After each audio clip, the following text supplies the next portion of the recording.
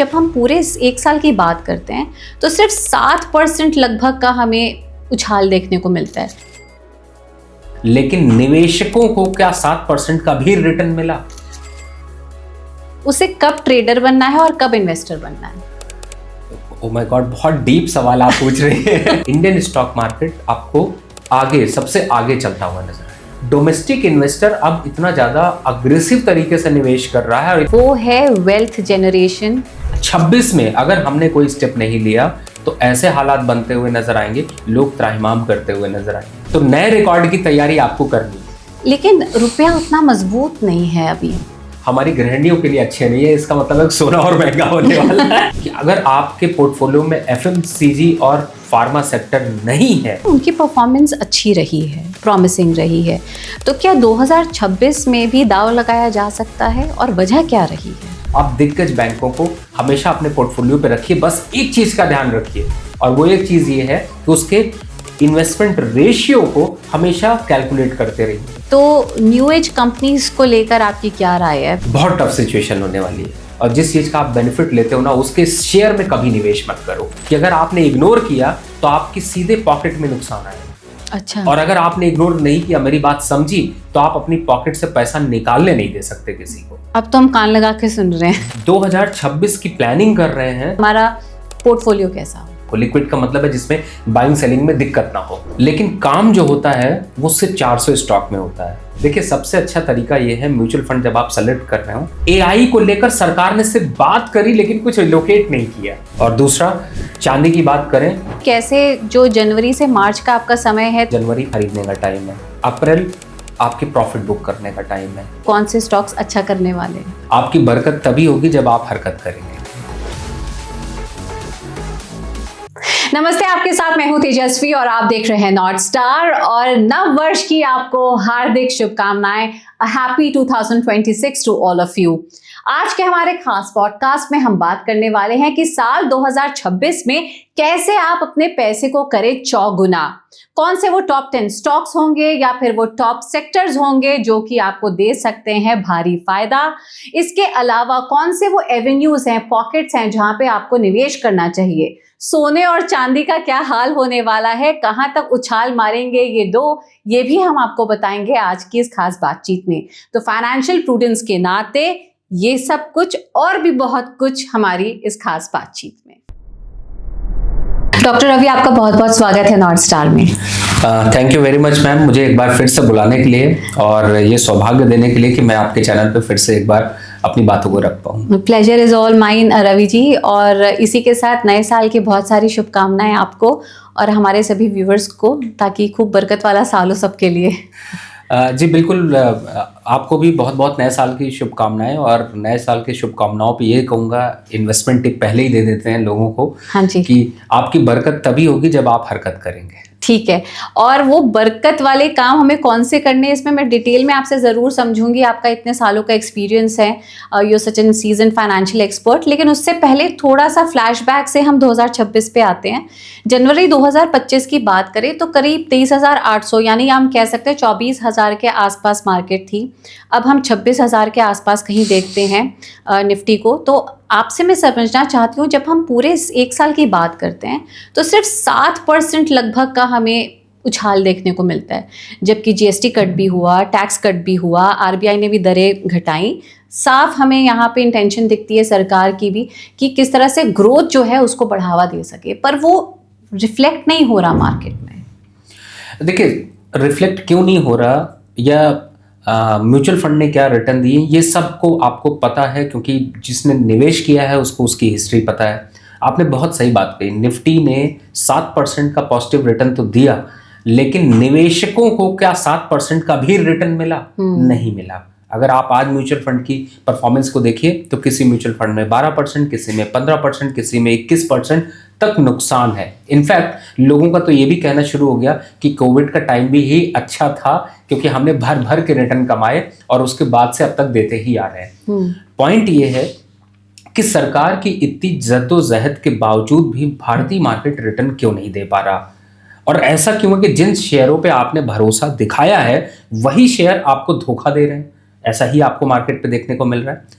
देखिए इसके कई रीजंस हैं। कुछ रीजंस को हम लोग अगर देखें तो हमारे डोमेस्टिक हालात को सरकार जब पुश करती है और जब इंटरनेशनली हालात अच्छे होते हैं तो उसमें ब्रेकआउट्स, बूम्स और मार्केट जो है झूमता हुआ नजर आता है। लेकिन जब हालात उल्टे हों, यानी कि इंटरनेशनल मार्केट खराब है, भारत की डोमेस्टिक मार्केट को अच्छा करने की कोशिश करें, तो दोनों नेगलीफाई हो जाते हैं। अब आप एक चीज देखिए कि जियोपॉलिटिकल टेंशन की अब कोई बात नहीं करता, लेकिन आज सबसे बड़ा फैक्टर है।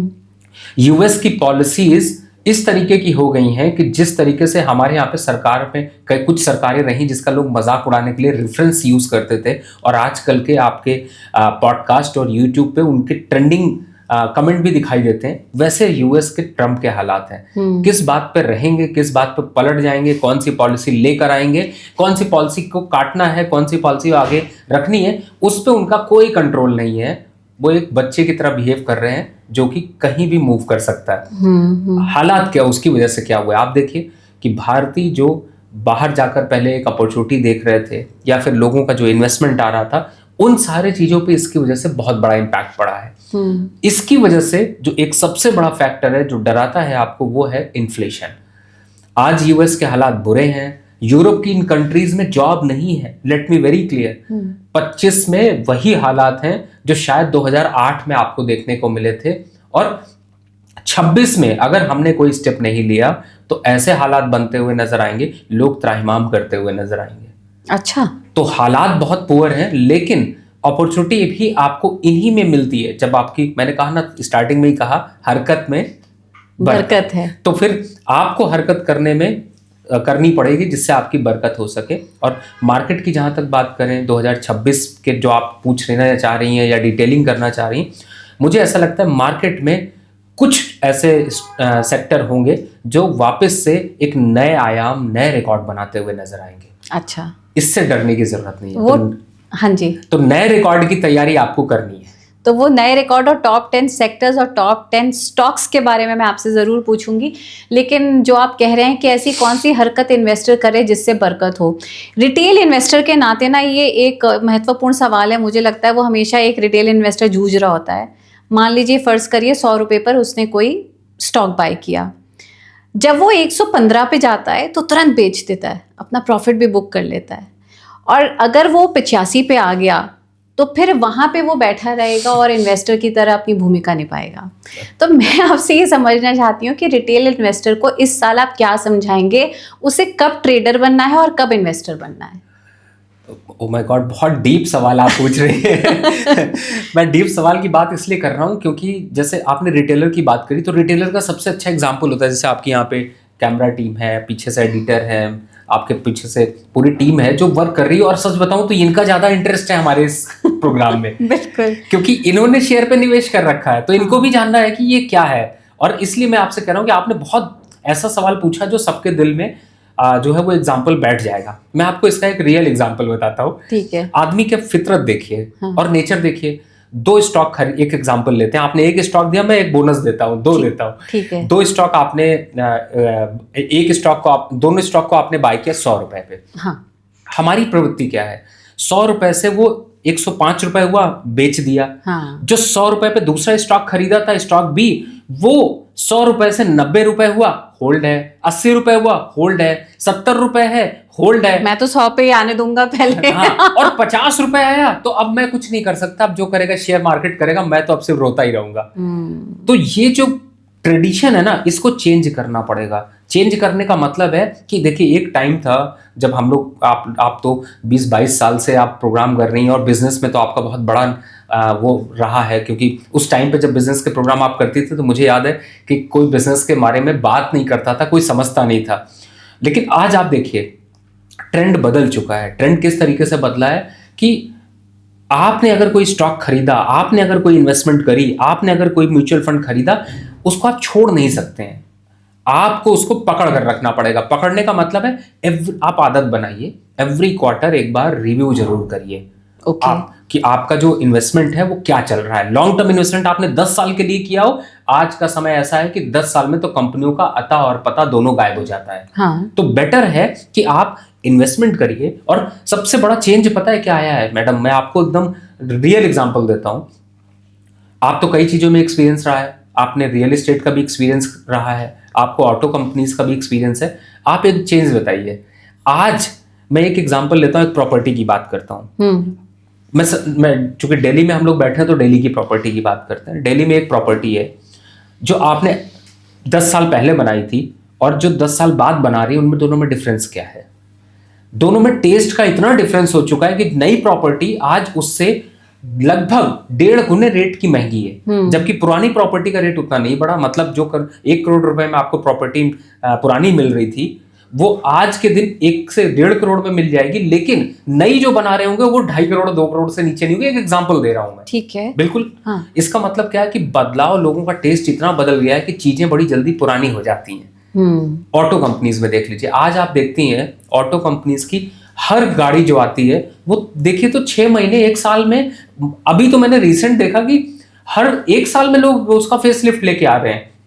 यानी कि लोगों को बदलाव बहुत पसंद है, यानी कि पुरानी चीज की अब इज्जत नहीं रहने वाली है। पुरानी चीजों को अगर आपने रखा है तो वो ओल्ड इज गोल्ड नहीं होने वाली है। तो यहां पर आपको आपका जो पोर्टफोलियो, जो म्यूचुअल फंड आपने खरीदा है, उसको रिव्यू करने की आदत डालिए और उसके लिए फाइनेंशियल एडवाइजर को जरूर रखिए, हेल्प लीजिए। जब बीमार हो जाते हैं तो डॉक्टर के पास भाग के हम चले जाते हैं, जब कोई केस होता है तो हम पुलिस के पास निपटाने के लिए चले जाते हैं, और जब अगर कोर्ट केस होता है तो हम वकील के पास पहुंच जाते हैं। लेकिन इन सब को मैनेज करने के लिए जो बंदा चाहिए उसके पास हम कभी नहीं जाते हैं। क्यों? क्योंकि पैसा तो सब जगह आपको चाहिए। तो पैसे का गोल अगर अचीव करना है तो सबसे अच्छा है, मैं मानता हूं, या तो पैसे वाले को किसी दोस्त बना लो और या फिर सिंपल है कि फाइनेंशियल एडवाइजर रख लो। ठीक बात। अगर आपने ऐसा किया तो आप अपने पोर्टफोलियो को डबल रिटर्न, ट्रिपल रिटर्न, और आप ग्रो करें ना करें लेकिन आपका पैसा जरूर ग्रो करेगा। एसआईपी और म्यूचुअल फंड के नाते मैं ज़रूर आप पर वापस आऊंगी अभी पॉडकास्ट में कि 2026 का पोर्टफोलियो कैसा हो, लेकिन उसके पहले आपने ऑटो सेक्टर की बात की, जिससे मुझे याद आया कि जब जीएसटी कट हमने देखा, एफएमसीजी सेक्टर चला नहीं, जिसमें उम्मीद थी कि भाग जाएगा, लेकिन ऑटो सेक्टर ने बहुत अच्छा परफॉर्म किया। इससे क्या क्यों ले सकते हैं हम फॉर 2026? बहुत अच्छा सवाल है। मैं आपको एक चीज बताऊं, आपने ऑटो सेक्टर का जिक्र किया है, पहले तो जीएसटी का भ्रम दूर कर लीजिए।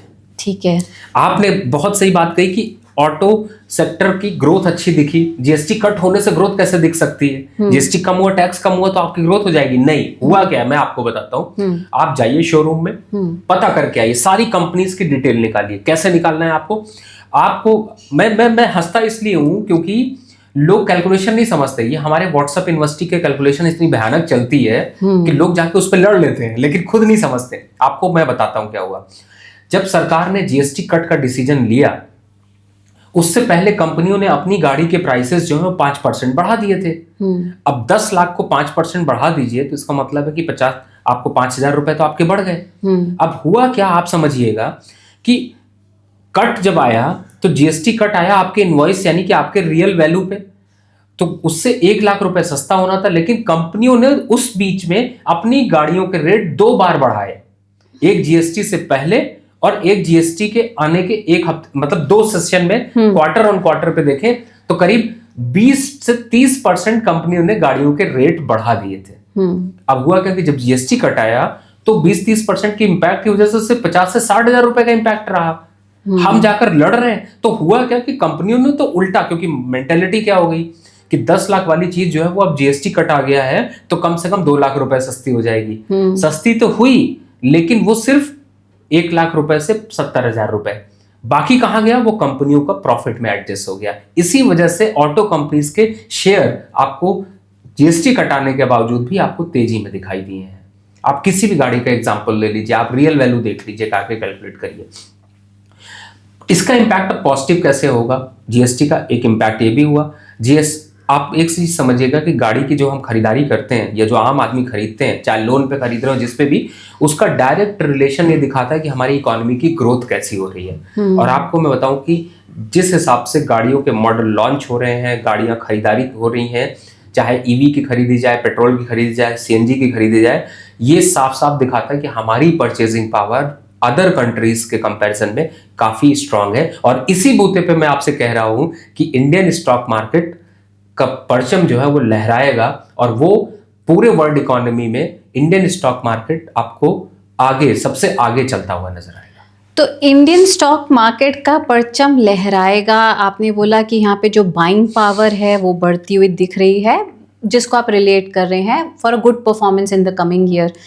जिससे मुझे याद आता है डोमेस्टिक इन्वेस्टर्स की कहानी, जिन्होंने अभी ये पिलर और पोस्ट संभाल के रखे हुए हैं।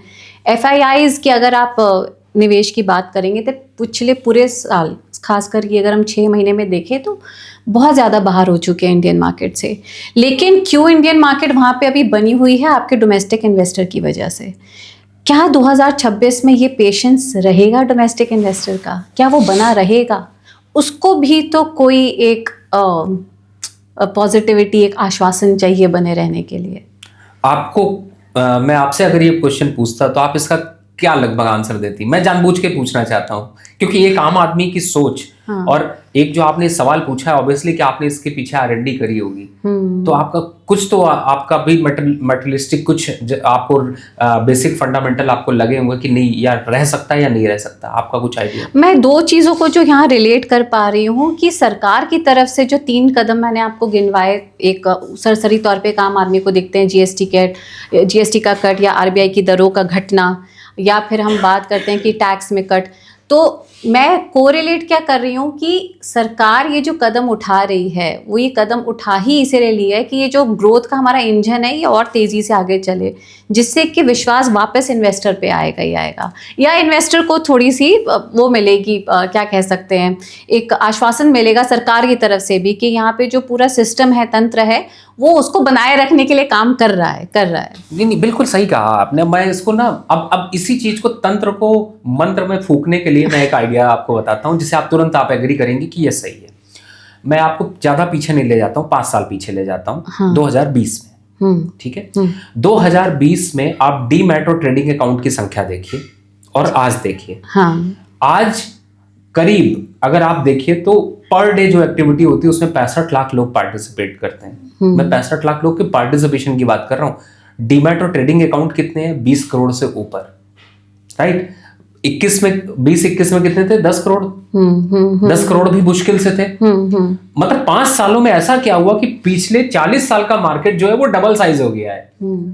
आज आप देखिए क्या साइकोलॉजी आ गई है कि पहले क्या था, 10 साल पहले, 5 साल पहले जो इन्वेस्टमेंट की रणनीति थी वो ये थी कि आदमी सैलरी पाता था, उसको बैंक में एफडी कराता था और शांति से सो जाता था।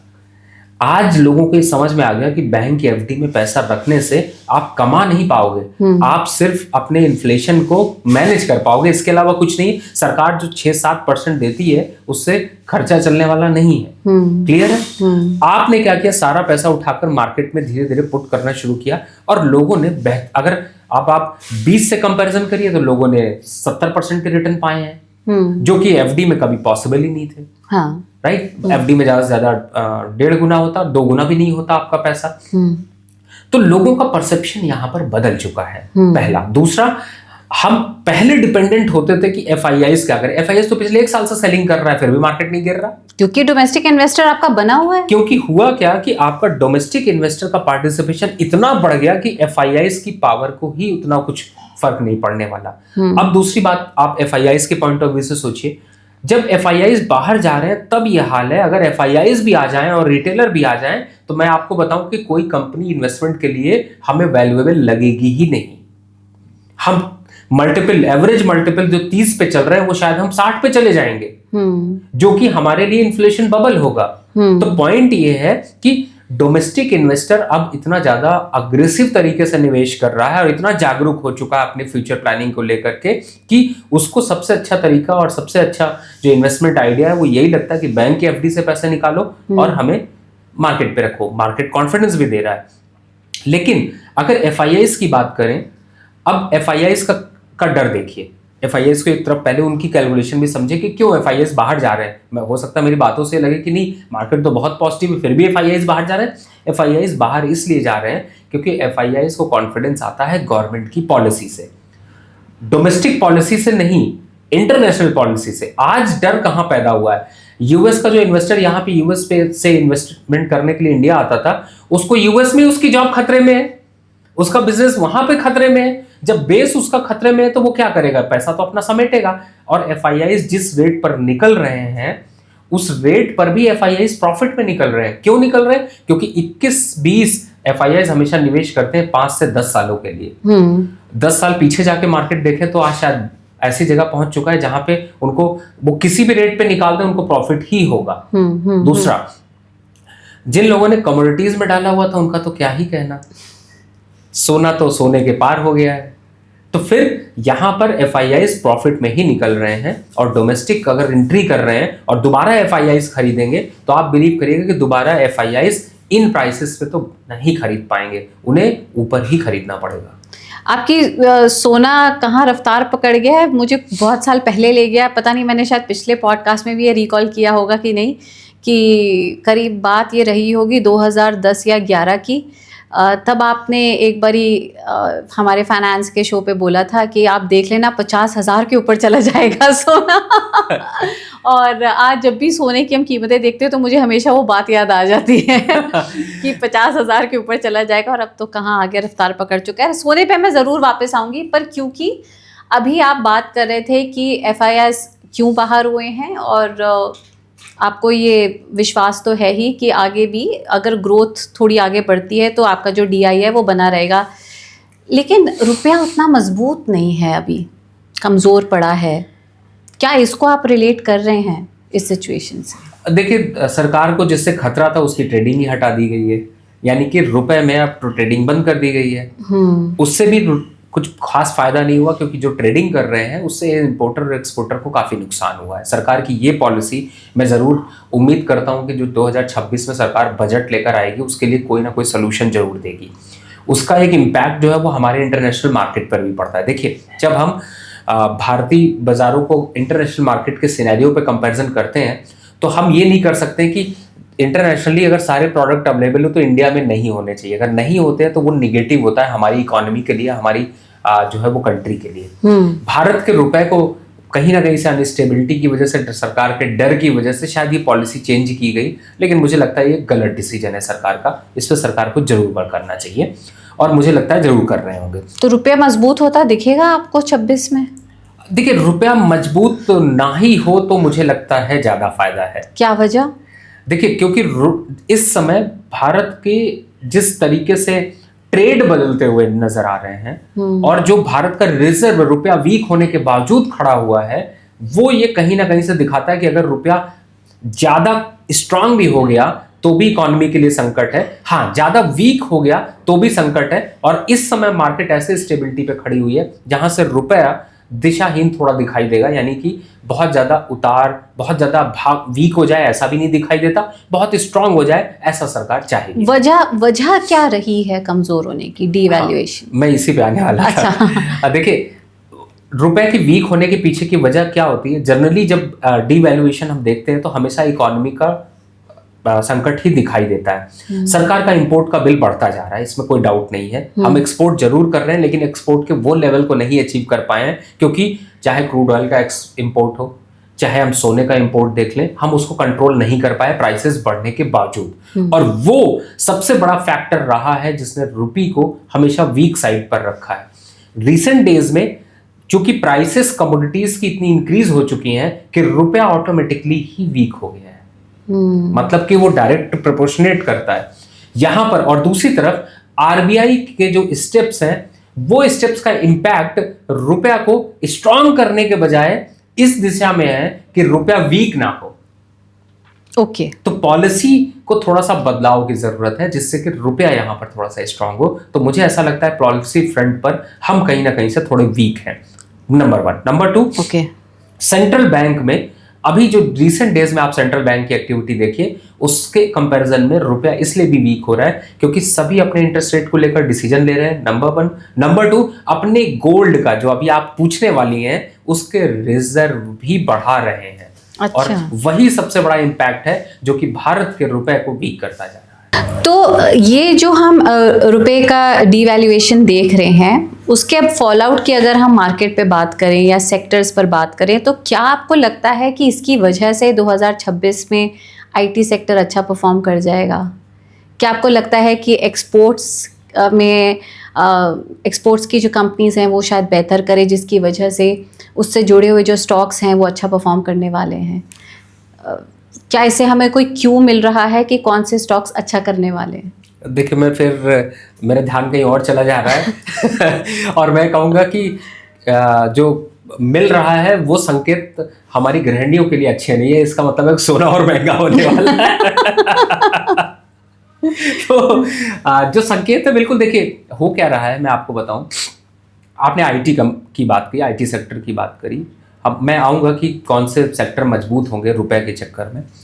आईटी सेक्टर जो खड़ा है, जो स्टेबल है, जो रुका हुआ है, वो सिर्फ रुपए की वीकनेस की वजह से ही थोड़ा स्टेबल है। अदरवाइज आईटी कंपनीज और आईटी सेक्टर जिस हिसाब से यहाँ पर रिसेशन चल रहा है, यहाँ का मतलब है कि IT companies dependent on the US और यूरोप, जो कंपनियों के एक्सपोजर है उसके हिसाब से यहाँ पे कम से कम उनमें अभी 10 से 15% की गिरावट और दिख सकती थी, लेकिन अच्छा। रुपी की वजह से अभी नहीं है। रुपी स्ट्रांग हुआ, आईटी कंपनीज और बुरी तरीके से प्रभावित होंगी, पहला। हाँ। दूसरा, कौन से सेक्टर मजबूत होंगे उस पे अगर जाते हैं तो सबसे मैं कहूंगा कि आंख बंद करो और आंख खोलो तो हमेशा जितने भी एक्सपोर्ट बेस्ड और शिपिंग कंपनीज हैं, आजकल तो बहुत हैं, एग्जाम्पल के लिए ले लीजिए जीआरएससी है, शिपिंग कंपनीज है, जी शिपिंग है, ये सारी जो कंपनीज के जो शेयर हैं, क्योंकि सबसे बड़ी बात आपने जो कही है उसमें यही है कि रुपी की वीकनेस के बाद से जो एक्सपोर्ट और इंपोर्ट बेस्ड कंपनीज हैं वो लिमिटेड हैं और बहुत थोड़ी कंपनीज हैं। तो आप उनको डायरेक्ट फोकस कर सकते हैं, वो आपको रिटर्न्स यहाँ पर देंगी। और मुझे ऐसा लगता है कि किसी भी तरीके से भारत यहाँ पर काफ़ी फोकस कर रहा है एक्सपोर्ट करने की, और इंपोर्ट पे भी अच्छा खासा जो है वो इंटरेक्शन रहा है। तो मुझे ऐसा लगता है कि आपका फोकस इन्हीं पे होना चाहिए, लेकिन आईटी कंपनीज से तौबा भाई तौबा। क्योंकि आपने बोला कि ज़ाहिर तौर पे अनसर्टिनिटी रही है, खासकर कि यूएस और भारत के रिश्तों की बात करें, ट्रेड डील को क्रैक करने के हमने प्रयास देखे 2025 में भी हुए। उम्मीद की जा रही है कि 2026 में डेफिनेटली दोनों देश किसी एक ट्रेड डील पे आ पाएंगे। आपको क्या संभावनाएं दिखती हैं? क्या हो जाएगा तो उसके फॉलो आउट क्या क्या हो सकते हैं मार्केट में? देखिए, अगर ट्रेड डील हुई हाँ। और सब चीजें अगर सिंक्रोनाइज होकर निकलती हैं तो जो अभी आपने जिस चर्चा बात करी है उसमें सबसे पहला फायदा जो मिलेगा वो आईटी काउंटर को ही मिलेगा। क्योंकि सबसे अनस्टेबिलिटी आईटी काउंटर में इसी वजह से आई है क्योंकि आगे प्रोडक्ट ग्रोथ नहीं देखने को मिल रही। दूसरा, अगर ट्रेड डील यहाँ पर ईजी होती है तो उसका सीधा सीधा फायदा हमारे कमोडिटीज सेगमेंट को बहुत बड़ा पड़ेगा, और उसमें दो सेक्टर यूज किए जाते हैं कमोडिटी। जब मैं कहता हूँ तो एक आता है एफएमसीजी, और दूसरा जो फैक्टर है वो है हमारी फार्मा सेक्टर। क्योंकि अभी बहुत से जो यूएस एफडीए की वजह से बहुत सी कंपनियां ग्रोथ स्ट्रक्चर या फिर बहुत से लाइसेंसेस की प्रॉब्लम्स आ रही हैं, वो सारी चीज़ें इंडस्ट्री में डेवलप होती हुई नजर आएंगी। और वैसे भी मैं एक चीज़ जो कि आप भले बाद में पूछेंगी, लेकिन मैं पहले ही दर्शकों के लिए बताना चाहता हूँ कि अगर आपके पोर्टफोलियो में एफएमसीजी और फार्मा सेक्टर नहीं है तो इसका मतलब है कि आप मार्केट में काम करने लायक ही नहीं है। अच्छा, तो आगे सिचुएशन टोटली डिफरेंट है। अगर हम पब्लिक सेक्टर के बैंक्स की बात करें, उनकी परफॉर्मेंस अच्छी रही है, प्रॉमिसिंग रही है, तो क्या 2026 में भी दांव लगाया जा सकता है और वजह क्या रही है?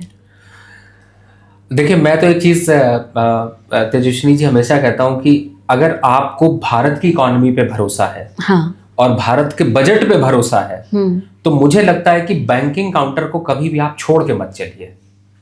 आप बैंकिंग काउंटर को पकड़ के चलिए, देर सवेर आपको रिटर्न मिलेगी, और ये आपका साथ कभी नहीं छोड़ेंगे। अच्छा। एग्जाम्पल के लिए आते हैं, और उसके लिए सिलेक्शन के लिए मैं आज स्टॉक स्पेसिफिक भी आ जाता हूं।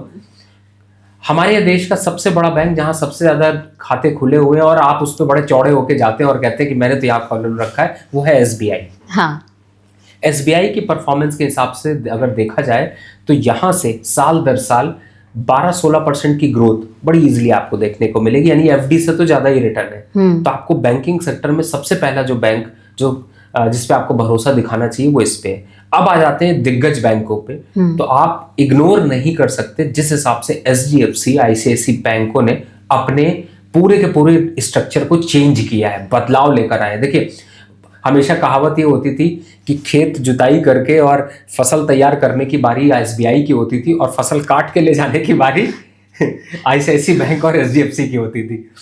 मैं ऐसा इसलिए एग्जांपल दे रहा हूं कि लोग कनेक्ट कर पाएंगे। आप हमेशा देखिए एसबीआई 2-4-5% चल के थक जाता है, और जब चलने की बारी आती है तो एचडीएफसी और आईसीआईसी बैंक अपने 16-17% चल के रिकॉर्ड बना देते हैं। तो मेरा ये मानना है कि आप दिग्गज बैंकों को हमेशा अपने पोर्टफोलियो पे रखिए, बस एक चीज का ध्यान रखिए, और वो एक चीज ये है कि उसके इन्वेस्टमेंट रेशियो को हमेशा कैलकुलेट करते रहिए। रेशियो का मतलब क्या है कि अगर आपने 100 रुपए का बास्केट एक बनाया और 5 सेक्टर रखे हैं, तो आपको ये ध्यान रखना है कि बहुत ज्यादा एक्सपोजर किसी सेक्टर पे अगर जा रहा हो तो उसको कम करिए, लेकिन बैंकिंग सेक्टर का एक्सपोजर हमेशा बैलेंस आउट करते रहिए। बैलेंस आउट करने का मतलब ये है कि ऐसा नहीं हो कि आपको बैंकिंग बहुत अच्छा लग रहा है और आप एक्सपोजर बढ़ाते बढ़ाते 40% तक पहुंच जाएं, और ऐसा भी नहीं कि आपको जब वो बहुत से वो बुरे दिन आते हैं, ऐसे दिन आते हैं जिनमें कोई रिटर्न नहीं मिलती, तो आप उसका एक्सपोजर घटा करके ऐसा भी नहीं कर दीजिए कि 5% तक ले जाइए।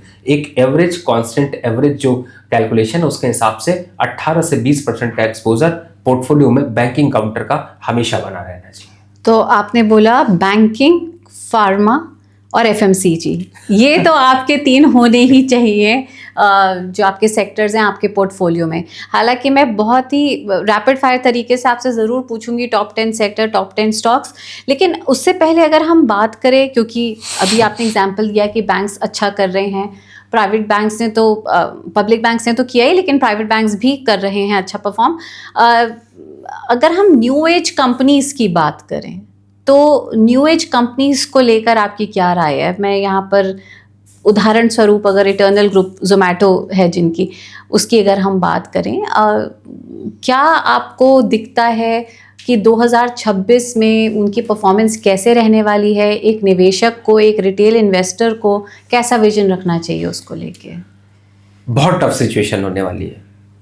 अच्छा, एकदम क्लियर रखिए। देखिए, पहली बात है, न्यू एज कंपनीज जो आई हैं वो ऑलरेडी अपने एक्सपोजर और अपने एक्सपेंस रेशियो के हायर साइड पर है। ओके। उसकी वजह से होता क्या है कि इन्वेस्टर की एक्सपेक्टेशन जो बनती है वो रिटर्न उसमें नहीं मिल पाते हैं। अब आप देखिए, मैं हमेशा, मेरा एक तो बहुत सिंपल फॉर्मूला है कि जिस चीज का इस्तेमाल और जो चीज आपको डिस्काउंट और जिस चीज का आप बेनिफिट लेते हो ना, उसके शेयर में कभी निवेश मत करो।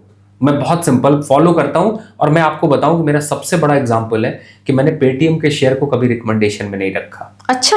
हाँ, आईपीओ आया तब भी और आज भी। दूसरा स्टॉक पे आते हैं, जोमेटो की आपने बात करी। जोमेटो ने अपने को रीब्रांडिंग करा है। शेयर पे, इन्वेस्टमेंट पे रिटर्न नहीं आ सकते हैं, उसका एक रीजन है क्योंकि आज के समय में एक जो एक्विजिशन कॉस्ट है और जो प्रोडक्ट को चलाने की कॉस्ट है वो बहुत ज्यादा है। और जब तक आप इसकी तैयारी करते हैं तब तक उसी बिजनेस को लेकर के दूसरी नई कंपनी आ जाती है जो कि आपके मार्जिन को खत्म कर देती है। एग्जांपल के लिए आप देखिए, आपके सामने न्यू एज कंपनीज में बहुत से कंपनी जो आई जिनके नाम बड़े अच्छे थे, लग रहा था कि रिटर्न्स बहुत अच्छे मिल जाएंगे, उन कंपनियों ने परफॉर्मेंस के नाम पर जीरो दिखाया। और इन्वेस्टर को इतना बुरा फंसाया है या इतने परेशान है इन्वेस्टर कि उनसे निकलने की राह नहीं मिल रही। एग्जाम्पल के लिए इंडिगो देख लीजिए, सब कुछ अच्छा चल रहा था, एक रात में सारी हिस्ट्री बदल गई और स्टॉक जो है वो 30% नीचे आ गया। एक आम आदमी का जो सपना था, वो होता नहीं, हमारे गांव में कहावत होती थी कि रात भर सपने देखे और तैयार किया कि बस अब कल महल ही तैयार हो गया, और सपने में ही एक लात मार दी, वो महल को वापस गिरा दिया। तो कुछ ना कुछ वही हालात जो है वो यहाँ पर है कि आप जब इस तरीके की कंपनियों में निवेश करते हैं तो एक जो सरकार का डिसीजन है, एक जो आपका न्यूज़ है, वो इम्पैक्ट अगर किसी भी स्टॉक मार्केट को कर दे तो मुझे लगता है कि उस सेक्टर से थोड़ा दूरी बनानी चाहिए। दूसरा, न्यू एज कंपनियों ने एक स्ट्रैटेजी अपनाई है जो मुझे लगता है कि रिटेलर को अपनी आंखों में चमक लाने के लिए जरूर सुनना चाहिए। मैं आपके सामने जो आज बात करने वाला हूं वो इतनी इंपॉर्टेंट है कि अगर आपने इग्नोर किया तो आपकी सीधे पॉकेट में नुकसान आएगा।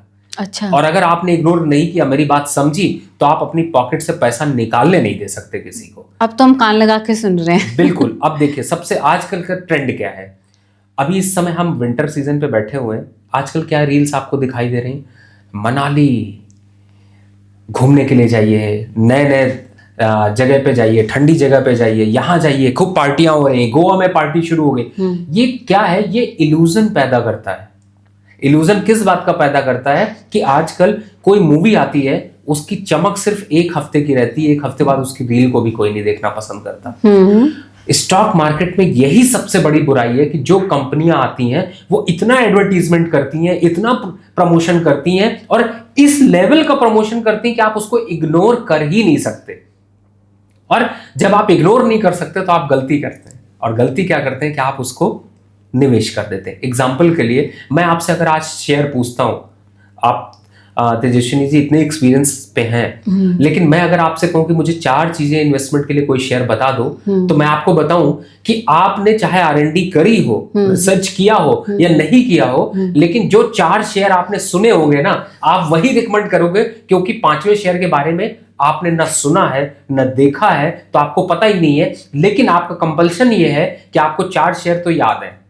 तो जनरली जो स्टॉक मार्केट है उसमें याद से काम नहीं चलता, उसमें फंडामेंटल फैक्टर और टेक्निकल पैरामीटर के जो खरे उतरते हैं उनमें पड़ता है। अब एग्जांपल के लिए ले लीजिए, आपने स्विगी की बात की।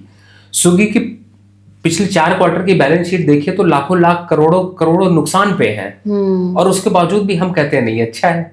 अभी रिसेंट डेज में एक फिजिक्स वाला करके एक IPO आया। हाँ। पहली बात,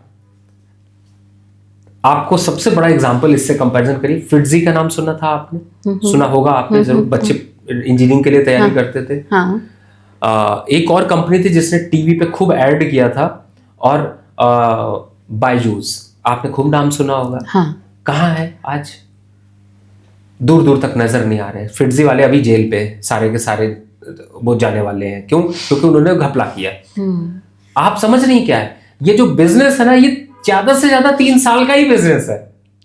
बेसिकली आप ये कहना चाह रहे हैं कि जो चमक धमक और जो मार्केटिंग का बबल है उसको देख के निवेश ना करें। नहीं करें। निवेश करना है तो कंपनी के फंडामेंटल्स को जाके देखिए। मुझे एक बात बड़ी पसंद है, आपने बोला जो कंपनी डिस्काउंट दे रही है उसके शेयर मत लो। डिस्काउंट ले लो जाके प्रोडक्ट पे, फिर शेयर मत लेना। जी बिल्कुल, क्योंकि डिस्काउंट लेकर के आप अच्छा खासा एंजॉय कर रहे हो, शेयर लेके आप अपने को दुखी कर रहे हो।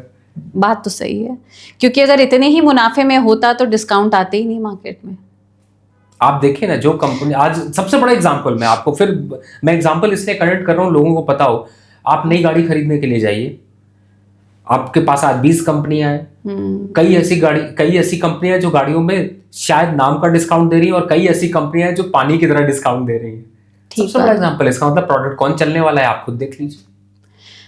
इसी के नाते अगर मैं आपसे पूछूं कि मिड कैप और स्मॉल कैप जो आपके रहे स्टॉक, वो कुछ खास परफॉर्म नहीं कर पाए 25 में, तो 2026 में जो आपका रिटेल इन्वेस्टर है या निवेशक है मार्केट में, वो इस बात को कैसे समझे? वो अपने निवेश को लेके क्या सिर्फ लार्ज कैप पर ही भरोसा रखे, या फिर जैसे आप कह रहे थे कि क्वार्टरली रिव्यू करते रहो अपने पोर्टफोलियो को? तो मिड कैप, स्मॉल कैप और लार्ज कैप, आपकी राय क्या है? मैं आपको इस एग्जांपल उसका एक एग्जांपल लेता हूँ।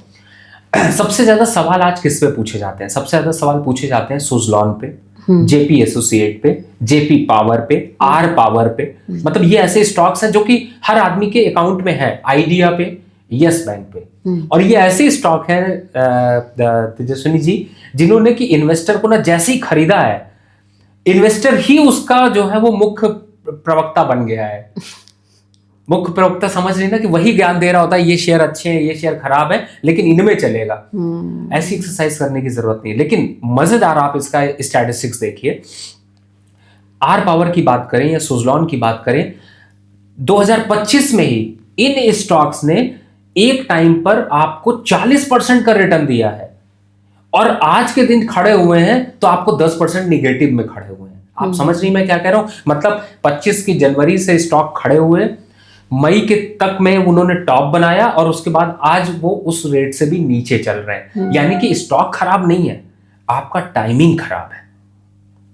या ऐसा तो नहीं है कि ये एक शाश्वत सच है मिड कैप और स्मॉल कैप का, कि वो वॉलेटाइल हैं? देखिए, मैं इसीलिए कह रहा हूं, बिल्कुल आपने सही कहा, वॉलेटाइल हैं। लेकिन होता क्या है कि हम ना जब भेड़ चाल में चलते हैं, लोगों को देख करके, जैसे हम आज जो है वो हम अपने कितने दुखी हैं, हम अपने दुख से उतने दुखी नहीं है जितना दूसरे की खुशी से दुखी हैं। अगर कोई आपके पड़ोस में है जो ज्यादा खुश है तो आप उससे ज्यादा दुखी हैं, आप अपने दुख से दुखी के नहीं है। ये गलत फहमी है हमारी। इसी तरीके से स्टॉक मार्केट पे क्या होता है, किसी ने स्टॉक खरीदा और वो स्टॉक उसको 50% का रिटर्न दिया, उन्होंने न्यूज में देख लिया तो उनको लगता है कि इसको रिटर्न मिला तो मुझे क्यों ना मिले। अब उसने उस 50% ऊपर पे जाके खरीदा, वो वहां से गिरना चालू हुआ, 30% गिर करके आराम से खड़ा हुआ है। आप फंस गए ट्रैप पे, आप तो 30% नीचे खड़े हुए हैं और वो बंदा आपसे प्रॉफिट करके निकल भी चुका है, तो आप उसके सुख से दुखी हो गए ना। तो यही चीज हो रही है। तो मेरे हिसाब से चाहे कोई भी स्टॉक सेलेक्ट करिए, आपकी टाइमिंग सबसे इंपॉर्टेंट है। अगर आपने सही टाइम पर खरीदा है तो आपको रिटर्न मिलेंगे, लेकिन अगर आपने गलत टाइम पर खरीदा है तो आपको अच्छे से अच्छा स्टॉक रिटर्न नहीं दे सकता। तो मिड कैप और स्मॉल कैप के नाते कोई मुख्य वजह थी जो वो इतना अच्छा नहीं परफॉर्म कर पाए लार्ज कैप के बनिस्बत? देखिए, मुझे ऐसा लगता है कि लार्ज कैप एक जो है वो ट्रेंड पे चलता है। ट्रेंड का मतलब क्या है कि सीजनल पैटर्न्स उसमें आपको देखने को मिलते हैं। और दूसरी बात है कि लार्ज कैप पिछले 3 सालों से कंटिन्यू एक ऐसे वैल्यूएशन पर आ गए जहां पर अब गिरने को कम और चढ़ने को ज्यादा सफर दिखाई देता है। अच्छा, यानी कि मिड कैप जहां पर आपको, ये तो वही बात हो गई कि आपको डिस्काउंट पे मिलते मिलते ऐसा मिल रहा है कि लार्ज कैप अब आपको मिड कैप के भाव पे मिलने लगे तो लोग लार्ज कैप ही देखेंगे। तो कुछ स्टॉक्स जो अच्छे स्टॉक्स रहे वो इसी तरीके से मार्केट की जो मार्केट में जो करेक्शन आया तो गिरते हुए मिले, इसी वजह से लार्ज कैप में वोलेटिलिटी बढ़ी। मिड कैप के साथ प्रॉब्लम क्या आती है? लार्ज कैप मिड कैप में प्रॉब्लम है। लार्ज कैप की प्रॉब्लम यह है कि जब गिर कर उठते हैं तो ये बीच में किसी को मौका नहीं देते एंट्री करने का और लोग सिर्फ देखते रह जाते हैं। स्मॉल कैप और मिड कैप में क्या है कि ये जब गिरते हैं तो उठने का नाम ही नहीं लेते हैं और ये गिरते ही चले जाते हैं। आप जहां सोचते हैं कि यहां पर मैं खरीद लूंगा और मैं बना रहूंगा, वो आपका पेशेंस लूज करा देंगे, आपको इतना डरा देंगे कि आपको लगेगा कि स्टॉक मार्केट में मैं आया ही क्यों। और उसके बाद इनकी खास बात क्या है कि जब ये चलते हैं तो आप सिर्फ 2 दिन आप सिर्फ देखते रह जाते हो और जब तक सोचते हो तब तक स्टॉक निकल चुका होता है।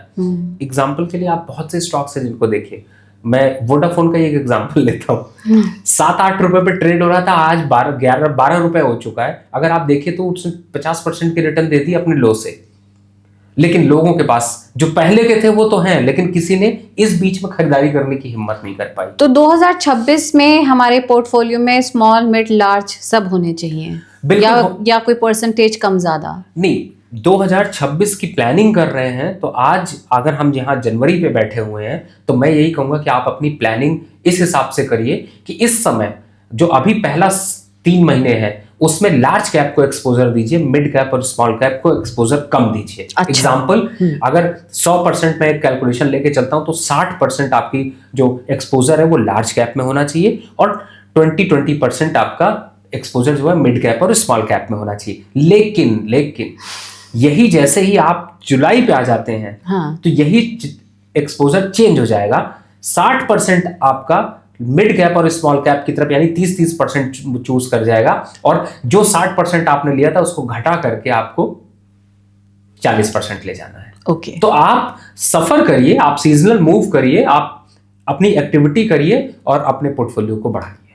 तो अगर पोर्टफोलियो कोई और थोड़ा डिटेल में बात करें तो म्यूचुअल फंड्स के नाते या फिर हम सिस्टमैटिक इन्वेस्टमेंट प्लान की बात करें तो कैसा पोर्टफोलियो होना चाहिए एक आम निवेशक का? आप कुछ टिप्स देना चाहते हैं, कुछ बताना चाहते हैं कि ये वैसे मैंने 3 चीज़ें तो पकड़ ली हैं, फार्मा होना चाहिए, बैंकिंग होना चाहिए, बट आप हमें बताइए कि हमारा पोर्टफोलियो कैसा हो। देखिए, जब आपने 3 स्टॉक पकड़े, 3 सेक्टर पकड़े हैं, बैंकिंग, एफएमसीजी और फार्मा, तो मैं हंस इसलिए रहा था क्योंकि मैं अभी अपनी टीम को एक दिन मैं ऐसे ही पूछ रहा था और कुछ वो लोग पढ़ाई कर रहे थे। तो मैंने उनसे पूछा कि तुम लोग किस स्टॉक को रिकमेंडेशन दे रहे हो, इसका जरूर ध्यान रखो और लिक्विड स्टॉक की तरफ, काउंटर की तरफ ध्यान रखो। लिक्विड का मतलब है जिसमें बाइंग सेलिंग में दिक्कत ना हो। तो मुझे मन में ऐसे ही सवाल आया, मैंने R&D करने को बोला। तो पता है आपको मजेदार बात बताता हूँ कि पूरे इंडियन स्टॉक मार्केट में लगभग 6000 स्टॉक लिस्टेड है। Okay, right. लेकिन काम जो होता है वो सिर्फ 400 स्टॉक में होता है। एक अग्रेसिव काम, मतलब होता है ना कि जिसपे सबसे ज्यादा बाइंग सेलिंग होती हो, वो 400 स्टॉक ही मेन इंपॉर्टेंट लोगों को पसंद आते हैं। मैक्सिमम 500 पसंद आते हैं। उन्हीं 500 स्टॉक का म्यूचुअल फंड है। और पता है आपको म्यूचुअल फंड की क्वांटिटी कितनी है? 2500 म्यूचुअल फंड है। मतलब 400 स्टॉक पे आप डायरेक्ट निवेश कर लो, वो ज्यादा अच्छा है, लेकिन 2500 म्यूचुअल फंड पे तो आप थक जाओगे निवेश करते करते। तो आपके लिए सबसे बड़ा कंफ्यूजन जो शुरू हो रहा है वो यही है। बिल्कुल आपने सही वाजिब सवाल पूछा है। देखिए सबसे अच्छा तरीका ये है, म्यूचुअल फंड जब आप सेलेक्ट कर रहे हो तो ऐसे तैसे इसके उसके म्यूचुअल फंड की तरफ मत जाइए। टॉप म्यूचुअल फंड की लिस्ट निकाल लीजिए और उनमें भरोसा रख के 5 म्यूचुअल फंड ही चूज करिए। बहुत लोग क्या करते हैं, एक ही फंड है, मजेदार बात आपको मैं बता रहा हूं, मेरे पास तो सवाल आते हैं, एक मल्टी कैप का फंड एक का लिया, एक्सिस का भी ले लिया, एसबीआई का भी ले लिया, आईसीआईसी का भी ले लिया और जो 4 और म्यूचुअल फंड का ले लिया। अरे एक ही बास्केट है, चाहे यहां खरीदो वहां खरीदो वहां खरीदो, कोई फर्क नहीं पड़ता, आप अपने एक्सपेंस रेशियो को बढ़ा रहे हैं। अच्छा, तो बेटर है कि 5 जगह से चूज करने के बजाय सिर्फ एक जगह से लीजिए। आप अब क्या कंपैरिजन करते हैं, सबसे बड़ा म्यूचुअल फंड का मिथ क्या है आपको पता है? सबसे बड़ा म्यूचुअल फंड का मिथ ये है कि जो वो रिटर्न दिखाता है वही मिथ है। अच्छा, हाँ, क्यों मिथ है, मैं उसके पीछे का लॉजिक है। मैंने म्यूचुअल फंड की एक कांस्टेंट रिटर्न देखी कि ये इसने 12% का रिटर्न दिया। हाँ। पहली बात है वो 12% आप जिंदगी में कभी रिटर्न नहीं पाएंगे। क्यों नहीं पाएंगे? क्योंकि वो 12% का रिटर्न ये नहीं बता रहा कि वो किस टाइम फ्रेम के आदमी को मिला है। अब आप हो सकता है कि यहां पर 10 लोग बैठे हुए हैं, 10 लोगों में से किसी ने चढ़ाई आज करी है, किसी ने चढ़ाई 3 महीने बाद करी है, किसी ने चढ़ाई 4 महीने बाद करी है, तो वो चारों लोगों की रिटर्न्स अलग अलग होंगी। और जो आपको कांस्टेंट रिटर्न दिखाई दे रही है वो एक टाइम पीरियड की दिखाई दे रही है। उस टाइम पीरियड पे तो आप कभी चढ़ ही नहीं पाएंगे। तो फिर 2026 में क्या करें, अपने म्यूचुअल फंड में क्या क्या रखें? नहीं देखिए, म्यूचुअल फंड मैंने इसीलिए बोला ना कि म्यूचुअल फंड तो होता क्या है कि आदमी क्या करता है, एक मल्टी कैप यहां से ले लिया, 1 महीने बाद मल्टी कैप वहां से ले लिया, फिर 1 महीने बाद मल्टी कैप दूसरी जगह से ले लिया और सबकी अलग अलग रिटर्न आएंगी और वो इस भ्रम में रहता है कि इसका फंड अच्छा है और इसका फंड खराब है। तो एक्चुअल में क्या हो रहा है कि वो टाइमिंग का फर्क आ रहा है। तो मेरे हिसाब से आप म्यूचुअल फंड के बहुत ज्यादा म्यूचुअल फंड पे मत जाइए। सिंपल है, 3 चीजें चूज करिए, एक लार्ज कैप फंड, एक मिड कैप फंड और एक मल्टी कैप। ओके। इसके अलावा तीसरी चीज के लिए मत देखिए। अब इनमें अगर आपको कैटेगरी करना है तो मैं यहां पर भी सजेशन दे दूं कि आप इनमें भी कैटेगरी ऐसे कर लीजिए, जो अभी आप सेक्टर की बात कर रही थी, 3 सेक्टर हमने चूज कर लिया है। सबसे बड़ी बात है कि जो सरकार जिसके साथ चल रही है ना, उसके साथ पहले चलिए, बाद में मत चलिए। तो फिर सरकार से खबर आने के पहले खबर पकड़नी है हमें खबर पकड़नी नहीं है। अच्छा, आप अभी बजट आने वाला है जी, बजट में सरकार का क्लियर बायोडेटा आ जाएगा। बायोडेटा मैं इसलिए कह रहा हूं क्योंकि लेखा जोखा ये आ जाएगा कि अगले पूरे 1 साल तक वो किस पे फोकस करने वाले हैं। हम बजट को गलत समझते हैं, हम सोचते हैं कि हमें कोई नई इंफॉर्मेशन बजट में मिल जाए जिससे मैं बस पैसा घुमाऊं और एक दिन में लखपति बन जाऊं। ऐसा नहीं करना है। आप बजट में जो पूरा, अब बजट क्या होता है, बजट पूरे साल का बजट होता है। गवर्नमेंट के वो स्टेप की कहां निवेश करेगी, कैसे कैसे चलेगी, उसको फाइंड आउट करेंगे तब आप पकड़ पाएंगे। जैसे सरकार ने लास्ट 2 सालों के बजट में आपने देखा होगा कि डिफेंस काउंटर को बहुत फोकस किया, डिफेंस काउंटर ने 30% का रिटर्न दिया, रेलवे ने भी पे फोकस किया, 12% का रिटर्न दिया। एआई को लेकर सरकार ने सिर्फ बात करी लेकिन कुछ एलोकेट नहीं किया। एआई पे मैं आने वाली थी क्योंकि कई खबरें ऐसी भी आ रही हैं कि एआई प्रॉमिसिंग हो सकता है। नहीं, एआई प्रॉमिसिंग हो सकता है, लेकिन सबसे बड़ी बात है कि एआई के लिस्टेड स्टॉक की संख्या बहुत कम है और वो कंपनियों की खुद की इतनी मार्केट वैल्यू नहीं है कि वो उससे ज्यादा काम कर सके। ठीक बात है। तो ये सबसे बड़ा मिथ है। मैंने बताया ना कि लोग गलतफहमी में फंस जाते हैं। तो आप ढूंढते हो कि आप अब थीम क्या चल रही है सरकार की, एआई ले लो, ईवी ले लो। ईवी तो खत्म हो गया। ईवी के स्टॉक्स का तो मार्जिन ऐसा हो गया है कि आज कोई स्टॉक आप खरीद लीजिए। आप देखिए सोलार के हैं या फिर ईवी के जो स्टॉक्स जिन्होंने खरीदे हुए हैं, उन्होंने सपना तो देखा था कि एक दिन में मैं मल्टी बैगर बन जाऊंगा और उसकी स्पेलिंग बदल गई कहीं ना कहीं से। ठीक है, तो मतलब बेसिकली आप कहना चाह रहे हैं कि हम अगर अपने म्यूचुअल फंड्स या एसआईपीज को भी ध्यान में रख रहे हैं तो मुख्य रूप से सिर्फ 3, लार्ज, मिड और मल्टी, और ज़्यादा प्रोडक्ट्स बाय करने की ज़रूरत नहीं है कि मैंने इसका भी ले लिया उसका भी ले लिया। ज़्यादा एक्सपोजर आपके लिए ज़्यादा नुकसानदेह है। ओके, अगर हम आगे बढ़ें तो सवाल ये भी उठता है कि आपने जैसे 3 हमें मुख्य रूप से तो बता ही दिए सेक्टर कौन से हैं, लेकिन 2026 को ध्यान में रखते हुए अगर मैं आपसे आपके टॉप 10 सेक्टर्स पूछूं तो वो कौन से 10 सेक्टर हैं जिन पर आपको विश्वास है? देखिए, इससे पहले जो आपकी जो बात थी म्यूचुअल फंड वाली, उसको मैं थोड़ा सा और हाईलाइट कर देता हूँ। ठीक है। पहला तो कि म्यूचुअल फंड देखिए, जब भी आप खरीदते हो ना, तो आप उसकी हिस्टोरिकल ग्रोथ के बजाय वो म्यूचुअल फंड, आप चूंकि ये पॉइंट आपने पूछा था मैं मिस कर गया। हाँ।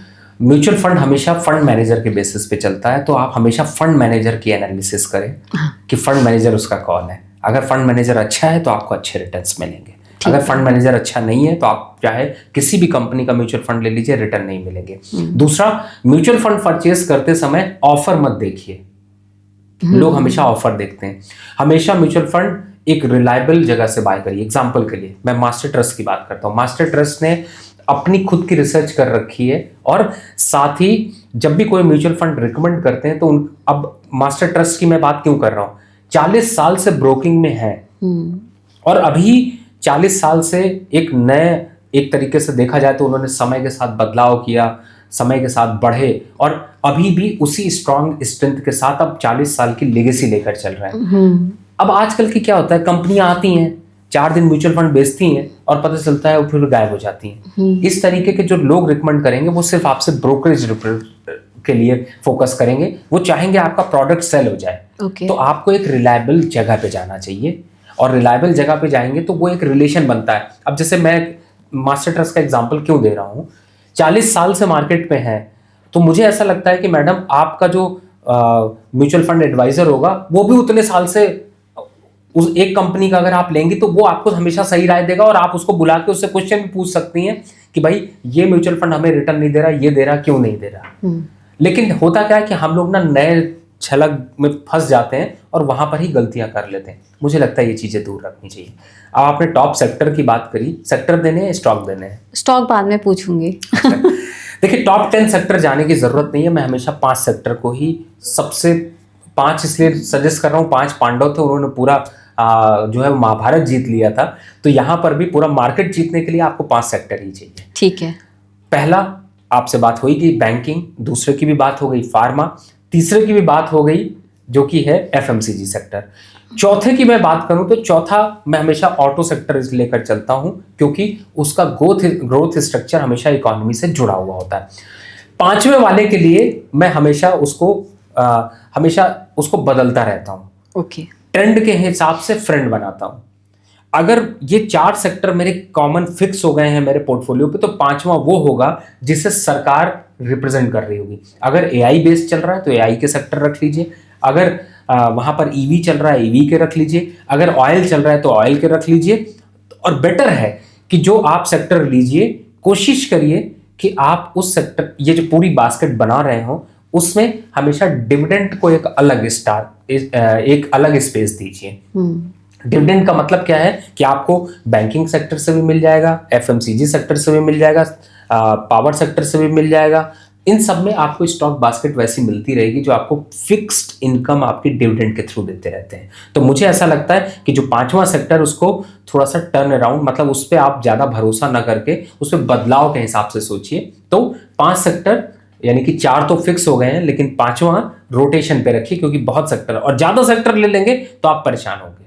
तो 5 सेक्टर आपके पोर्टफोलियो में होने चाहिए, और जो आपका 5वां सेक्टर है वो वेरिएबल हो सकता है, तो इसलिए हम सब बजट पर नजर रखें। बिल्कुल बिल्कुल रखनी चाहिए कि सरकार की इंटेंशन क्या है, उसके साथ साथ हम चलें। एफएमसीजी पर आपको भरोसा है पिछले साल की परफॉर्मेंस के बावजूद 2026 में? देखिए, मैं पहले तो आपके वाले पॉइंट को कंप्लीट कर दूं बजट पे। हाँ। मैं ये जरूर कहूंगा कि बजट के बाद कंप्लीट हो जाए, उसके 15 दिन के अंदर आपका चैनल जरूर देखें, क्योंकि यहाँ पर बजट कंप्लीट होने के बाद है डी कोड और कौन सा सेक्टर पूरे साल के लिए आपके काम आने वाला है, उसका एक एपिसोड जरूर शूट करेंगे। बिल्कुल। तो जिससे कि ऐसा नहीं है कि लोगों के यहाँ छोड़ के चले जाएंगे और कहीं और ढूंढना भटकना पड़े, यहीं बने रहिएगा। इसलिए आपके चैनल को लाइक और सब्सक्राइब जरूर कर लें, मैं लोगों से यही कहूँगा। दूसरा, आपने बात करी कि हम किस तरीके से एफएमसीजी की हमने बात की। हाँ, एफएमसीजी पे देखिए, हमारी जिस हिसाब से रिक्वायरमेंट्स और पॉपुलेशन बढ़ रही है और जिस हिसाब से हमारी परचेजिंग पावर बढ़ रही है, कंपनियां जिस हिसाब से इस फील्ड पे आ रही हैं, आपको मैं एग्जांपल के लिए बताऊं तो कुछ एक कंपनियों ने तो रिकॉर्ड बनाए हैं, लेकिन उन रिकॉर्ड पे भी मुझे हंसी आती है। एग्जांपल के लिए नायका एक कंपनी है, मुझे ऐसा कुछ वहां पर नहीं दिखाई देता कि वो कंपनी ग्रोथ बहुत अच्छा कर लेगी, लेकिन अनफॉर्चुनेटली लोगों को पसंद आ रही है और उसने एक मार्केट कैप बना लिया है। तो मेरे हिसाब से आप उस कंपनी पे ज्यादा ट्रस्ट रखिए जो ग्राउंड लेवल पर काम कर रही है। जैसे एग्जांपल के लिए आपकी ब्रिटानिया है, एफएमसीजी में अगर आप जाते हैं तो आपकी डाबर है, एफएमसीजी की तरफ अगर आप जाते हैं तो हिंद यूनिलीवर है। इनके प्रोडक्ट तो मुझे लगता है सदियों से चले आ रहे हैं। बिल्कुल। तो इनकी ग्रोथ स्ट्रक्चर वो एक कॉमन बनी ही रहेगी। आपको मल्टी बैगर रिटर्न नहीं मिलेगा, लेकिन आपका जब पोर्टफोलियो नीचे जाएगा तो भी आपको ये लोग हेल्प करते हुए नजर आएंगे। अच्छा, टॉप 10 या टॉप 5 स्टॉक्स पर मैं आऊंगी, लेकिन उससे पहले मैं आपसे सोना और चांदी की बात करना चाहती हूँ। भाई जनवरी 2025 के बाद तो ऐसी रफ्तार पकड़ी सोने चांदी ने कि सब देखते ही रह गए हैं। If I am not wrong, मुझे करेक्ट करिएगा, शायद आप 50% से भी ऊपर देख रहे हैं इस वक्त सौदे के रेट को, जो जनवरी 2025 में रहा होगा। तो उसके नाते 2026 में क्या होने वाला है? सोना खरीदना है और नहीं खरीदना है? चांदी होगी, क्या होगा? देखिए, आपकी मैं बात कोई तुकबंदी में कहूँ तो सोना तो आपको सोने नहीं देगा और चांदी की चमक तो आपकी बढ़ेगी। अच्छा। सोने की जहां तक बात करें, देखिए इसमें कोई डाउट नहीं कि सोना बहुत जल्द 1,50,000 से ऊपर होगा। बहुत जल्द का मतलब है मैं अप्रैल तक ही शायद बात कर रहा हूँ। एक चीज़ बता दीजिए, आगे आप फिर कंटिन्यू करिएगा। मैंने अभी बीच में देखा था कि दिवाली के बाद सिर्फ 1-2 दिन का ही फ़र्क शायद रहा होगा, क्योंकि धनतेरस पे लोगों ने सोना खरीदा। तो दिवाली के बाद का जो हफ्ता रहा, एग्जैक्ट शायद मैं टाइम या डेट नहीं कोट कर पाऊँ, सोना थोड़ा गिरा। तो लोगों को लगा अरे हमने गलती तो नहीं कर दी, क्या ये उसका हाईएस्ट था, हमने क्यों खरीद लिया? लेकिन अब हमने देखा ये तो फिर आगे रफ्तार तेज़ पकड़ गया। तो ये जो जिगजैग मूवमेंट है, ये सोने की रहेगी या ये सीधे 1,50? हाँ, ये अच्छा सवाल है। मैं आपको एक चीज़ कहूँगा, पहला कि सोने में बहुत ज़्यादा कुछ उम्मीद मत रखिए कि बहुत सस्ता होने वाला है। अच्छा। हाँ, लेकिन ये भी मैं कहूँगा कि अगले हो सकता है 3 साल का 4 साल का विजन अगर लेके चले तो सोना हो सकता है यहाँ से आपको बहुत बड़े रिटर्न भी ना दे। ये भी मैं आपसे कहता हूँ। क्यों ऐसा कह रहा हूँ, उसका एक रीज़न है, क्योंकि सोना पूरी तरह से डिपेंडेंट हो गया है सेंट्रल बैंक की बाइंग और डिमांड और सप्लाई के बेसिस पे। लेकिन अब डिमांड और सप्लाई से आगे निकल चुका है, क्योंकि इन्वेस्टमेंट के लिए लोग डरेंगे यहाँ पर खरीदने के लिए। अब बात करते हैं आपने जो कही डर। देखिए, अगर 5-10 जब चीज़ लाख रुपए के पार हो जाती है तो 2-4-500 रुपए का डिस्काउंट मैटर नहीं करता। और जब 1.5 लाख की चीज चल रही हो तो 5-7 हजार रुपए का कोई मैटर नहीं होता। यहां पर 5-7 हजार रुपए, 10,000 रुपए का करेक्शन तो आ सकता है, लेकिन अगर करेक्शन आता है यानी कि डाउनफॉल आता है तो वो 100% श्योर कर देता है कि अब तो नहीं रुकने वाला है और अब जो आएगा टारगेट वो पिछले बार से ज्यादा बड़ा होगा। तो क्या आप कह रहे हैं कि हम वो छोटे से और थोड़ी जो छोटी अवधि के लिए करेक्शन आएगा उसका वेट करें और तब खरीदें? बिल्कुल खरीदना चाहिए, क्योंकि सोना जल्दी 1,80,000 पार होने वाला है। अच्छा। और दूसरा, चांदी की बात करें तो जल्दी हम 2.5 लाख से ऊपर का रेट चांदी में देखने वाले हैं। अभी तो यहाँ पे एक ही मिनट में 1,50 से 1,80 आपने कराई दिया। मैंने क्या बोला कि आप इस साल तक, हाँ, आप 1,50 तक का रेट इमीडिएट देख लेंगे। मैंने मार्च अप्रैल ही बोला था, लेकिन 1,80 जो रेट है वो एवरेज रेट सेटल होते हुए नजर आएगा। देखिए होगा क्या, जब 1,50 आ जाएगा तो जो लोग अभी 1,30 और 1,32 पे इंतजार कर रहे हैं कि थोड़ा सा 10,000 करेक्ट हो जाए खरीद लें, हाँ। जब 1,50 हो जाएगा और 1,40 ही आएगा ना, तब उस समय खरीद रहे होंगे। यानी कि रेट ऊपर ही मिलेगा, नीचे मिलने के चांसेस बहुत कम है। तो हमें प्लानिंग बताइए कि फिर करना क्या है। जैसे आपने ये बहुत ही सटीक बताया हमें कि कैसे जो जनवरी से मार्च का आपका समय है तो लार्ज कैप का एक्सपोजर ज़्यादा रखिए और मिड कैप स्मॉल कैप का कम, लेकिन जैसे ही जुलाई आता है तो 30-30 मिड और स्मॉल का आप एक्सपोजर कर दीजिए और लार्ज कैप के एक्सपोजर को थोड़ा कम कर सकते हैं जो आपके पहले हाफ में या पहले 3 महीने में था। तो 2026 के नाते अगर किसी को गोल्ड खरीदना है, निवेश करना है, या मैं तो कहूँगी डिसइन्वेस्ट भी करना है, तो कैसे वो पैटर्न क्या बनाए? बहुत सही। देखिए, पहली बात है, अभी हम जनवरी पे हैं, ये खरीदने का टाइम है। अप्रैल आपके प्रॉफिट बुक करने का टाइम है। जुलाई आपके फिर से खरीदने का टाइम है, साल का हाई अक्टूबर में बनता हुआ नजर आएगा। अच्छा, ये प्राइस हमने बहुत तेज बोला है, मैं रिपीट नहीं करूंगा, लोगों से कहूंगा आप रिपीट करके सुन लीजिएगा अगर आपको सोने के बारे में सुनना है तो। इसकी तो हम रील भी बना देंगे। और अगर हम गोल्ड के प्रोडक्ट्स की बात करें तो किस गोल्ड के साथ कैसा गोल्ड का प्रोडक्ट हम खरीद के रखें? ये आपने बहुत अच्छा सवाल पूछा है। आजकल मैं देखता हूँ लोगों का रुझान ऐसा हो गया कि ना वो सब ETF की तरफ भाग रहे हैं। हाँ। मत भागो, ETF की तरफ गोल्ड का उतना कुछ फायदा होने वाला है नहीं। अच्छा। क्योंकि ETF 100% गोल्ड नहीं होता है। ओके। बेटर है, दो ऑप्शन है। एक तो पहली बात है जो सरकार की ट्रांच आती है जिसमें आप ETF के जो बॉन्ड निकलते हैं गोल्ड के। अब पता चल रहा होगा सरकार ने बॉन्ड जो निकाले थे उनकी वैल्यू आज क्या है। आपका गोल्ड का प्राइस बढ़ा ही बढ़ा लेकिन प्रॉफिट भी बढ़ मिल गया। इससे बढ़िया फायदा क्या होगा। तो गोल्ड के बॉन्ड का इंतजार करें, जब भी आए जरूर निवेश करें, पहला। दूसरा, गोल्ड को डायरेक्ट खरीद लिए।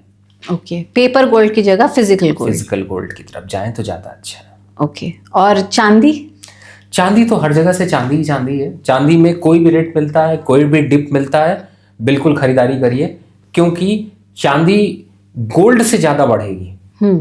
और 2.5 लाख तो मैंने एक कॉमन रेट दिया है, मैं आपको रेट देकर बढ़ाना और डराना नहीं चाहता, लेकिन ये जरूर है कि अगले 5 सालों में चांदी अगर बढ़ते हुए 4 लाख रुपए भी आ जाए तो कोई बड़ी बात नहीं होगी। अच्छा, तो इसका मतलब क्योंकि इंडस्ट्रियल मेटल ने अब अपनी पहचान जानी है। मैं आपको बस इतना ही कह सकता हूँ। नहीं, आपकी बात को मैं कोरिलेट इसलिए कर रही हूँ क्योंकि कई इंडस्ट्रियल इक्विपमेंट्स के मैन्युफैक्चरिंग में चांदी का इस्तेमाल होता है। वो शायद एक बहुत बड़ी वजह है। मजेदार बात आपको बताऊं क्या है?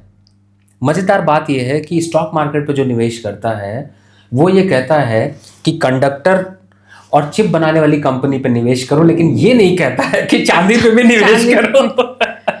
क्योंकि चांदी भी चिप बनाने में काम आती है। तो आपके लिए चांदी की चांदी ही है। ओके, तो चांदी ही चांदी होगी और हम उस सही समय का, पर वो मतलब बहुत तेजी होगी। मुझे जो आपकी बातें सुन के समझ आ रहा है कि ये जो थोड़ा डिप आया और फिर उठा, ये बहुत समय मिलेगा नहीं निवेशक को। हाँ, उसको पैनी नजर बना के रखनी होगी कि कब वो तुरंत खरीद सके। देखिए, हमारे समय पे और आपके भी समय पे एक कहावत हम लोगों को पहले कहते थे, आजकल लोग नहीं कहते हैं, कि अपॉर्चुनिटी दरवाजा एक बार ही खटखटाती है। ठीक बात है। बाकी टाइम पे तो बेकार लोग ही आके खटखटाते हैं। तो बेटर है कि उस अपॉर्चुनिटी को पहचानें। और इसके साथ अब हम आ जाते हैं टॉप 10 स्टॉक्स या टॉप 5 स्टॉक। ये मैं आप पर छोड़ती हूँ, 2026 के डॉक्टर रवि सिंह के फेवरेट स्टॉक्स। देखिए, टॉप 10 स्टॉक की बात करूँ तो मैंने जैसा पहला बताया, मैं सेक्टर वाइज ही ज़्यादा बना रहा हूँ, लेकिन बैंकिंग काउंटर से मैंने 3 स्टॉक्स को रखा है, ICICI बैंक, HDFC बैंक और बैंक ऑफ बड़ौदा। ठीक है। अगर मुझे कुछ चेंज करना हुआ तो बैंक ऑफ बड़ौदा को मूव करा के मैं SBI, या फिर आगे HDFC से प्रॉफिट मतलब निकलता है तो मैं चेंज करा के SBI लूँगा, लेकिन सफिशिएंट है 3 स्टॉक की बास्केट को। फार्मा सेक्टर पे आता हूँ तो मेरे 3 स्टॉक सबसे जो मुझे पसंद है, उसमें एक ग्रैनुअल है, दूसरा सिप्ला है और तीसरा है सन फार्मा। ये 3 स्टॉक मुझे बहुत पसंद है। चौथे अगले स्टॉक, जो 6 स्टॉक्स ये हो गए आपके। बाकी जो 4 स्टॉक्स हैं वो मैंने थोड़ा सा डिफेंसिव के हिसाब से लिए, तो मैंने एक रखा है कोल इंडिया और दूसरा रखा है वेदांता। ओके। ये इसलिए रखे हैं क्योंकि ये डिविडेंड बहुत बढ़िया देते हैं। 8% डिविडेंड आपको कोल इंडिया देता है, लगभग 12-14% रिटर्न वेदांता देता है, और ये काफ़ी सेक्टर को कवर कर लेते हैं, मेटल माइनिंग को भी कवर करते हैं, अलग अलग सेक्टर्स को। तो बाकी जो 2 स्टॉक हैं वो ये है। अब आ जाते हैं जो आजकल आपने माहौल देखा है, स्टॉक्स का मूड देखा है, जिनमें कि हमेशा नए नए वो दिखते रहते हैं। उनमें अगर मैं जाता हूं तो मैं कोशिश करता हूं कि सेक्टर एलोकेशन रखूं। सेक्टर एलोकेशन का मतलब है मैं कोशिश करूंगा कि FMCG से भी कभी कभी ले लूं, कभी कोशिश करूंगा होटल इंडस्ट्री से ले लूं। उसका रीज़न है क्योंकि जैसा वेश वैसा, जैसा देश वैसा वेश। तो मुझे ऐसा लगता है कि इस टाइम पे अभी चूंकि बजट की तैयारी चल रही, तो यहाँ पर करंट लेवल पर ITC मुझे अच्छा लग रहा है, जिससे कि मैं हमेशा देखता हूँ कि कुछ ना कुछ गवर्नमेंट ऐसा करती है जिससे ITC का शेयर भाग जाता है, तो वहाँ पर लूँगा। तीसरा जो स्टॉक है उसको अगर मैं देखूँ तो चाहे बास्केट लीजिए चाहे सिंगल स्टॉक लीजिए, वो है रेलवे का। और रेलवे में अगर जाता हूँ तो RVNL मेरा चॉइस है यहाँ पर, क्योंकि मुझे उम्मीद है कि ये मुझे 30% का रिटर्न करंट लेवल से दे सकता है। और इसी में आपने 10 पूछे थे, लेकिन 10 शायद शुभ नहीं होता, तो मैं 11वां एक और ले लेता हूँ, क्योंकि नेक तो हमेशा 11 ही दिए जाते हैं। उस पर आता हूँ तो मुझे डिफेंस काउंटर से एक स्टॉक अच्छा लग रहा है, जो है BEL। ओके। तो ये स्टॉक्स हैं, और मुझे ऐसा लगता है आप लोग नहीं सुन पाए हो तो बार बार रिपीट करके सुनिएगा, लेकिन स्टॉक्स यही रहेंगे। Ravi ji, on a concluding note, मैं आपसे और विस्तार से इस बारे में बात करना चाहती थी, लेकिन इस सवाल को मैं फ़िलहाल टच ज़रूर करना चाहूँगी, और मैं ये उम्मीद करती हूँ कि बजट के बाद या बजट के आसपास शायद हम जब फिर मिलें तब इसको और विस्तार से आपसे समझेंगे। लेकिन ये एक मैसेज पेनिट्रेट करे हमारे भारतीय समाज में, ये मैं दिल से चाहती हूँ, और वो है वेल्थ जनरेशन, कि कैसे हम अपनी जो वेल्थ है उसको बढ़ाएं और बनाएं, क्योंकि हम सेविंग इकोनॉमी से जो आ रहे हैं, हमारी जो रूट्स हैं सेविंग इकोनॉमी में, अधिकतर ध्यान हमारा रहा है, हम जाते हैं, जॉब करते हैं, सैलरी लेकर आते हैं, या अगर कोई व्यवसाय कर रहा है तो बिजनेसमैन सोचता है मेरा कितना मुनाफा हो गया। लेकिन बात खाली पैसा कमाने की नहीं है, बात यह है कि ऑन अ लॉन्गर होराइजन और for a longer period of time आप अपनी वेल्थ को क्रिएट कैसे करें। देखिए, मैं चूंकि टाइम बहुत कम है, ये बात आपने सही कही, हम इस पे एक डिस्कशन जरूर करेंगे और अगला सेशन बिल्कुल इसी पे करेंगे, लेकिन फिर भी मैं समरी दे के जाता हूँ। पहली बात है, आपने कहावत हमेशा सुनी है कि health is your wealth, now time to change, wealth is your health. अगर आज के समय पे मेडिकल खर्चे इतने जबरदस्त हैं कि अगर आपके पास वेल्थ नहीं है तो आप अपनी हेल्थ को बना ही नहीं पाएंगे। मानती हैं आप इस बात को? और उस हेल्थ को बनाए रखने के लिए आपने जो ये पूरा आज प्रोग्राम का डिस्कशन हुआ है, ये आपकी पहली सीढ़ी है। तो मैं ये कहूँगा कि आप इस पूरे प्रोग्राम को 3 बार 4 बार सुनेंगे तो मैं ये समझता हूँ कि आपसे बड़ा वेल्थ क्रिएशन करने वाला कोई होगा नहीं। क्योंकि हमने बात देखी कहाँ से स्टार्ट करी थी, हमने बात करी थी कि भारत की इकोनॉमी कहाँ है, इंटरनेशनली क्या चल रहा है, किस तरीके से अपना पोर्टफोलियो बनाना चाहिए, किस तरीके से अपने वेल्थ को क्रिएट करना चाहिए, कौन से म्यूचुअल फंड पे जाना चाहिए, क्या क्या प्रोडक्ट आपको इस्तेमाल करने चाहिए, इक्विटी से लेकर कमोडिटी तक, कमोडिटी से लेकर करेंसी तक सब कवर किया है। मुझे लगता है इसकी समरी अगर अगली बार हम इसके बाइफिकेशन की बात करेंगे, लेकिन फिलहाल आपके लिए ये प्रोग्राम ऐसा है जो कि आपकी लॉन्ग टर्म वेल्थ क्रिएशन पे काम आएगा। तो मुझे लगता है कि आप इस प्रोग्राम को देखकर अपनी हेल्थ से ही वेल्थ क्रिएट करें। तो 100 बात की एक बात ये हो गई कि पैसा खाली कमाना नहीं है, लेकिन कमाए हुए पैसे को निवेश करना है और सही जगह निवेश करना है। जी बिल्कुल। डॉक्टर रवि, आपने अपना कीमती समय निकाला और हमारे पॉडकास्ट पर आए, उसके लिए आपका मैं शुक्रिया अदा करना चाहूँगी। It is always so enriching जो आप हमें नॉलेज देकर जाते हैं और वेल्थ क्रिएट करने की नॉलेज देकर जाते हैं। और नए साल की एक बार फिर बहुत सारी शुभकामनाएं। जी, बहुत बहुत धन्यवाद। Thank you. तो वेल्थ जनरेशन और वेल्थ मैनेजमेंट के नाते नॉर्थ स्टार आपके साथ हमेशा जुड़ा रहेगा। हमारी ये कोशिश रहेगी कि आप तक हम लाते रहें वो एक्सपर्ट टिप्स, ताकि आप अपने आप को फाइनेंशियली एजुकेट कर सकें। साल 2026 के नाते अपनी पैनी नज़र आप हर खबर पर, हर क्यू पर बनाकर रखें। सरकार का ध्यान किस तरफ है इस पर भी आप अपने ध्यान को केंद्रित ज़रूर करें, ताकि आप अपने इन्वेस्टमेंट और डिसइन्वेस्टमेंट्स को सही तरीके से प्लान कर सकें। साल 2026 आप सबके लिए काफ़ी बरकत वाला हो, यही हमारी शुभकामनाएं हैं आप सबके लिए। नॉर्थ स्टार के साथ आप जुड़े रहिए। अगले पॉडकास्ट में आपसे फिर मिलेंगे। लाइक, शेयर, सब्सक्राइब करना ना भूलें। Take care, bye bye.